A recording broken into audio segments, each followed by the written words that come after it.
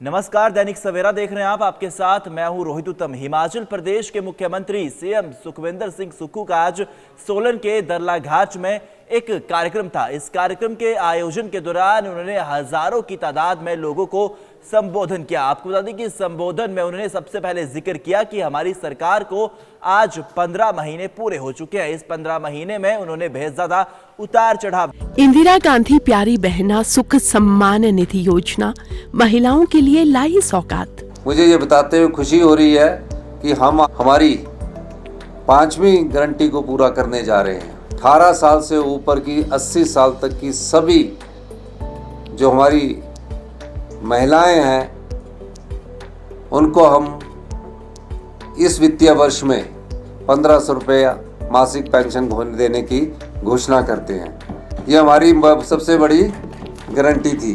हिमाचल सरकार की कथनी और करनी में नहीं है कोई भेद। वादे निभाए हैं, वादे निभाएंगे, हिमाचल सरकार का है वादा। देखे और आपको बता दें कि ये भी जिक्र किया कि कैसे एक किसान का बेटा आज सीएम की कुर्सी पर बैठा हुआ है, और ये भी बताया कि किस तरीके से जो युवा है, जो जनता है, उन्होंने जनता के हक के लिए कई नीतियों को, कई परियोजनाओं को जनता के बीच में रखा हुआ है। वेल, क्या कुछ कहा सुखविंदर सिंह सुक्खू ने, आप भी सुनिए। दूर दराज क्षेत्र से आए मेरे सभी गांववासी, बुजुर्ग, माताएं, बहनें, युवा साथियों, कल 15 महीने हमारी सरकार को पूरे होने जा रहे हैं। जब हमारी सरकार बनी उस समय कांग्रेस पार्टी ने मुझे आशीर्वाद दिया और मुख्यमंत्री के पद पर मुझे आपकी सेवा करने का मौका मिला। मुख्यमंत्री बनने से पहले मैं 20 साल तक विधायक रहा। मैं पहले कभी भी मंत्री के पद पर नहीं रहा।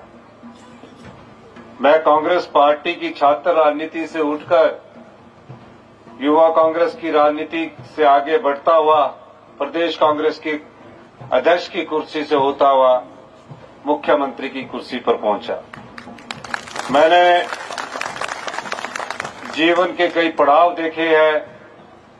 एक आम परिवार से उठकर, एक किसान परिवार से उठकर, एक कर्मचारी का बेटा होकर, और जीवन के संघर्ष से सीखते सीखते जब मैं मुख्यमंत्री की कुर्सी पर जिस दिन मैं शपथ ले रहा था, मेरे मन में सिर्फ एक ही विचार था कि आप लोगों की, आम लोगों की, गरीब लोगों की, किसान के लिए, महिलाओं के लिए, युवाओं के लिए किस प्रकार की योजना बनाई जाए। रात भर सोचता था, दिन रात मेहनत करके मैंने कुछ योजनाएं आपके सामने लाई।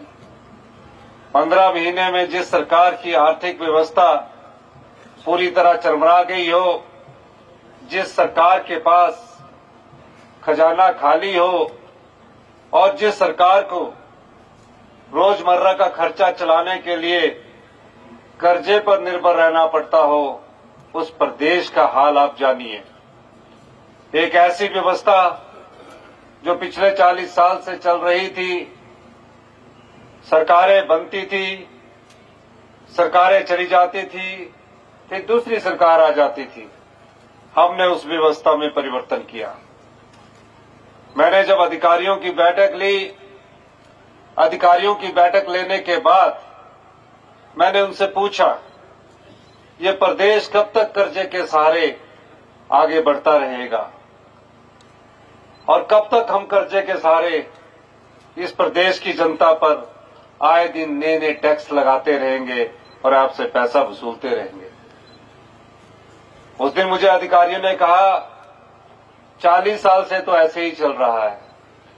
मैंने कहा, इस व्यवस्था को बदलने की जरूरत है, और धीरे धीरे हमारे अथक प्रयासों से, हमारी कैबिनेट के सभी सदस्यों के प्रयासों से हम 12-12 बजे तक बैठक करते रहे और इस व्यवस्था को बदलने की प्रक्रिया शुरू हुई।